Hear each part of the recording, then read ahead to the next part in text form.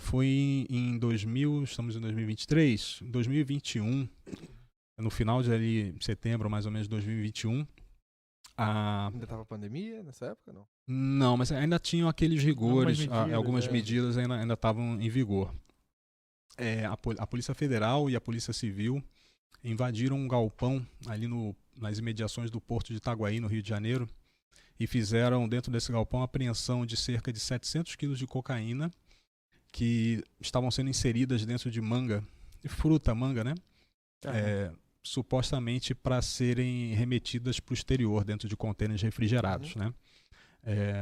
Isso deu bastante repercussão na época, Foi muito todos os jornais. 700? Eram várias mangas e muita cocaína também, né? A apreensão de grande porte, realmente.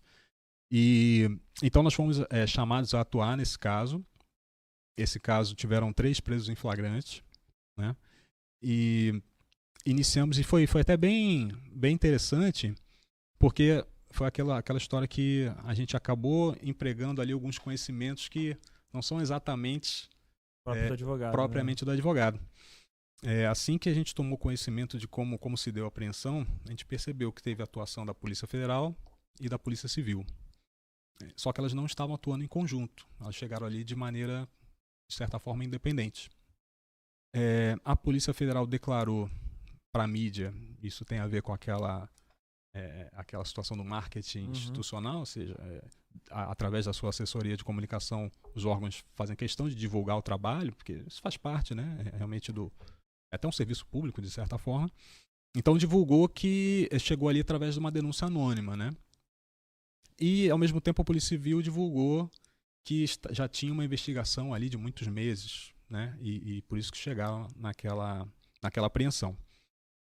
A gente costuma saber um pouquinho as características de atuação de cada órgão, né?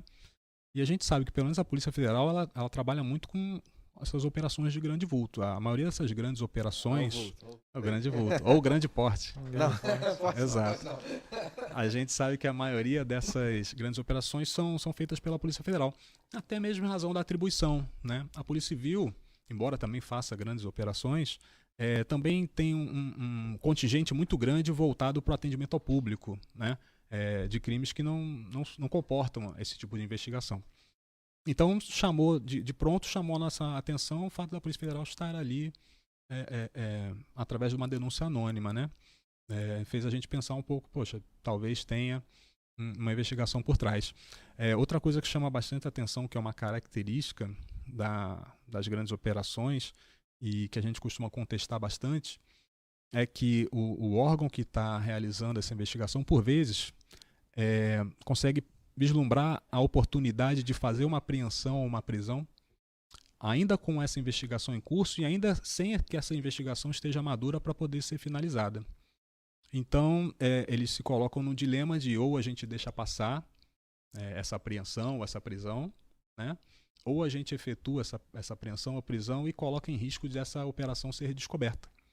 Porque se a pessoa for presa, vai ser constituído um advogado ou defensor público e esse vai ter acesso aos autos, vai ver que de repente tem uma investigação com diversas outras pessoas envolvidas e, enfim, essa informação vai vazar e aí vai colocar em risco. Então, os órgãos policiais tomaram o costume de efetuar essa prisão ou apreensão, colocar nos autos de que foi uma denúncia anônima, né? E aí o advogado que está entrando ali desavisado não vai saber de onde veio aquela informação e aquilo vai ser uma ação penal que vai ser distribuída livremente e que a pessoa só vai saber que aquilo fazia parte de uma operação daqui a muito tempo, né? Eu entendo que isso é um cerceamento de defesa. Isso é uma atitude ilegal, porque afinal de contas está colocando ali, está documentando uma situação que não aconteceu, não foi exatamente aquilo, mas é uma realidade. E dentro da perspectiva dessa realidade, então a gente foi atrás, peticionando, isso está dentro daquele problema que a gente tem de poder ter acesso, e fomos perguntar, a gente quer ter acesso à investigação, e aí disseram, não tem, aquilo foi uma denúncia anônima, e foi assim que foi respondido. Aí falou, pois bem, então se não tinha uma investigação pretérita, se vocês só tinham uma denúncia anônima, como é que vocês arrombaram um galpão que não tinha ninguém dentro, né? Entraram lá só baseado na denúncia anônima?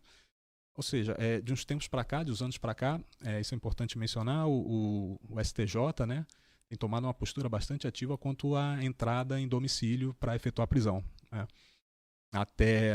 Até mais ou menos uns 3 anos atrás, até 2020, mais ou menos, enfim, de poucos anos para cá, ele tem mudado o entendimento, né? Isso tem sido bastante noticiado, e prisões e processos têm sido anulados porque a polícia ingressou na residência de alguma pessoa sem ter mandado judicial, sem ter fundadas razões e efetuou uma prisão em flagrante. É importante falar sobre isso rapidamente porque muita gente entende, porque isso está previsto, inclusive na Constituição, que a polícia pode entrar e efetuar uma prisão em flagrante dentro da residência se tiver lá uma situação de flagrante. Então dizem, se tinha droga lá dentro, se tinha arma, né? E a polícia entrou e apreendeu, é porque tinha situação de flagrante, então estaria legitimado. Só que o que aconteceu com essa brecha que a Constituição dá é que, na prática, a polícia acaba entrando em diversas residências. Procura, né? por qualquer indício. Ela entra em todos os lugares. Temos aí uma cifra negra, que é as invasões de domicílio onde não haviam flagrante não são documentadas. A polícia entra, arrombou a porta, não encontrou nada, vai embora. Isso não é documentado.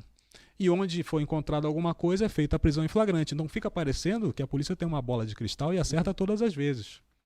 Quando na verdade não é isso. Na verdade é uma ínfima parte das entradas em domicílio sem autorização judicial que efetivamente terminam no flagrante. Então os tribunais superiores passaram a ser mais rigorosos no entendimento do que são fundadas razões. Ou seja, efetivamente, a polícia, antes de entrar, tem que comprovar como ela soube, quais foram os motivos, e não pode ser subjetivo, né, que levaram ela a entrar ali naquele local, no domicílio. Então, feito esse parênteses, nós dissemos, olha, acho que aqui a estratégia de defesa vai ser essa, né? Claramente, eles, se tinham fundadas razões, não nos disseram qual é. Ponto. E aí entra aquele conhecimento que eu te falei. De cara, eu disse, olha, qual é a primeira atitude que a gente vai tomar nesse processo? Ir até o local. Então, nós fomos pessoalmente até lá no local da apreensão. Foi aonde mesmo? Foi Itaguaí, num galpão em Itaguaí. Nós fomos pessoalmente até lá. Nessa correria aí não dá tempo de fazer mais nada. Não dá tempo. Entrevista com o cliente, reunião para ver o que vai fazer, executar e aí voltar, e você vai ver que a gente não teve tempo. Porque nós fomos até o local e a minha intenção era, eu preciso verificar a materialidade do arrombamento. Porque não tinha ninguém no galpão, então certamente a polícia arrombou. E a gente já sabia de cara, embora já tivessem pipocando aqui e ali decisões no STJ anulando operações, as anulações eram algumas gramas de maconha, alguns sacolés de cocaína que foram apreendidos. Não 700 quilos. Não eram 700 quilos de cocaína, né? Então a gente sabe que isso pesa, não deveria, mas isso pesa na hora do julgador decidir.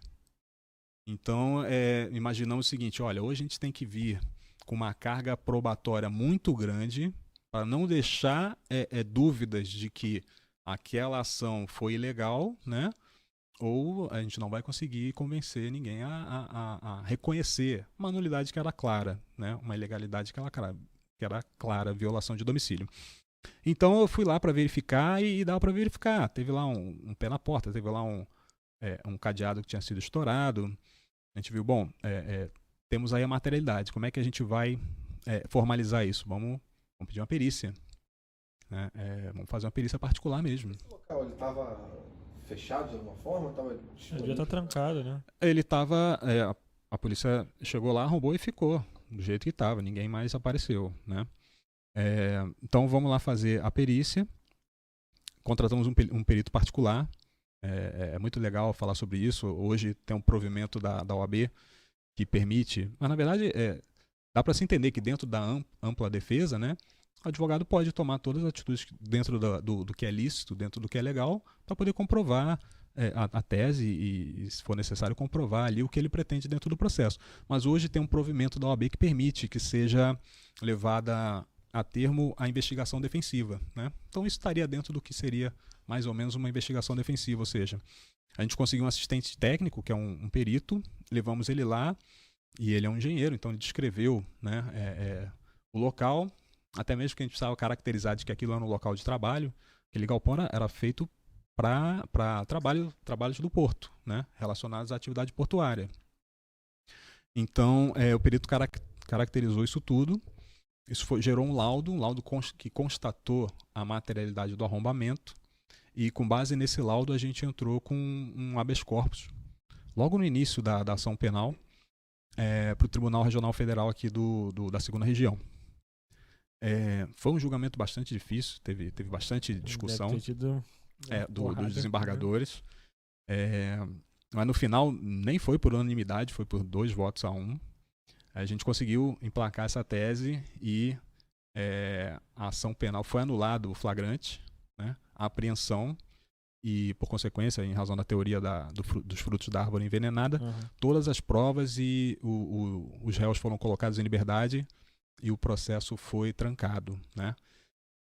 Isso repercutiu bastante na mídia, porque a apreensão já tinha repercutido pelo fato de ser uma quantidade grande absurda, de né? drogas, né? O fato das mangas também chamou atenção. Com certeza. A mídia colocou o nome de Operação Chupa Essa Manga.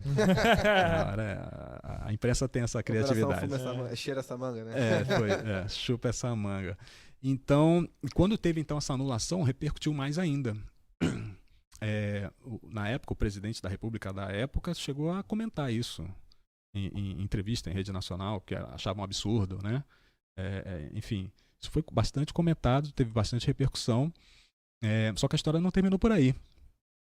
Como a gente teve agora uma fase mais operacional, que eu falei para vocês, mais de trabalho, a gente também teve a fase recursal, que também passou a ser bastante interessante.